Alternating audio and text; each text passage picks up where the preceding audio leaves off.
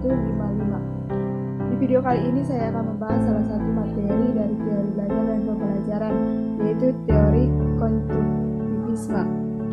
Dan adapun saya membuat video ini adalah untuk memenuhi tugas teori belajar dan pembelajaran yang diaku oleh Bapak dosen Bapak Dr. Baginda Sitompul MPDK. Pengertian teori konstruktivisme.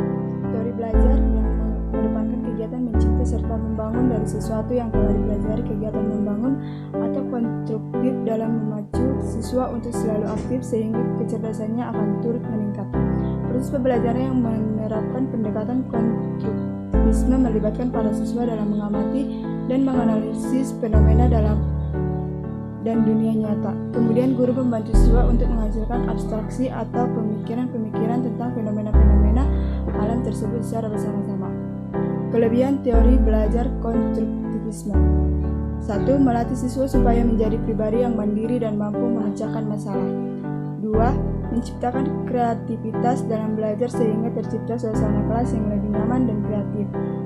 Yang ketiga, melatih siswa untuk bekerja sama dan terlibat langsung dalam melakukan kegiatan. 4. Menciptakan pembelajaran lebih bermakna, melatih siswa berpikir kritis. Kekurangan teori belajar konstruktivisme.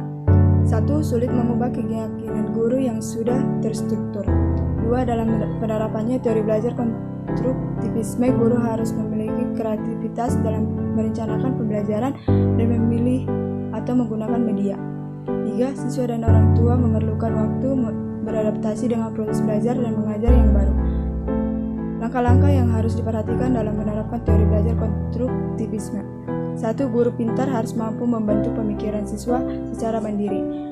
2. Mengembangkan kegiatan. 3. Munculnya rasa keingintahuan siswa. 4. Membentuk masyarakat belajar. Tokoh-tokoh teori belajar konstruktivisme. 1. Jean Piaget. Jean dikenal dengan sebagai tokoh konstruktivisme yang pertama. Jean Piaget menegaskan bahwa pendekatannya pertama, teori konstruktivisme adalah proses untuk menemukan teori atau pengetahuan dibangun dari realita. Peran guru dalam pembelajaran ini menurut Piaget adalah sebagai fasilitas atau moderator. Piaget menyatakan ilmu pengetahuan dibangun dalam pikiran anak-anak dengan kegiatan skema, asimilasi, akomodasi, keseimbangan. Skema adalah sekumpulan konsep yang digunakan seseorang berinteraksi dengan lingkungan. Asimilasi adalah di mana proses kognitif menginteraksikan perspektif, konsep ataupun pengalaman. Akomodasi adalah terjadi karena membentuk skema baru yang cocok dengan rangsangan yang baru.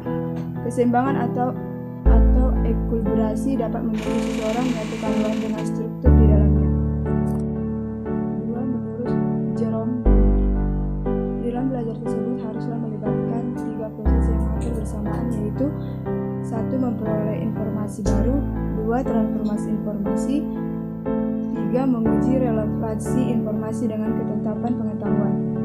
Ketiga, John Dewey berpandangan bahwa sekolah seharusnya mencerminkan kehidupan masyarakat secara lebih besar dan kelas laboratorium untuk memecahkan masalah dalam kehidupan nyata.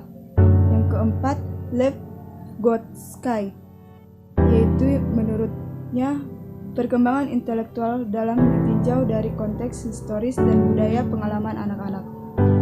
Ciri-ciri teori belajar konstruktivisme: mengutamakan terbangunnya pemahaman sendiri secara aktif, kreatif, dan produktif berdasarkan pengetahuan terdahulu dan juga pengalaman belajar yang bermakna.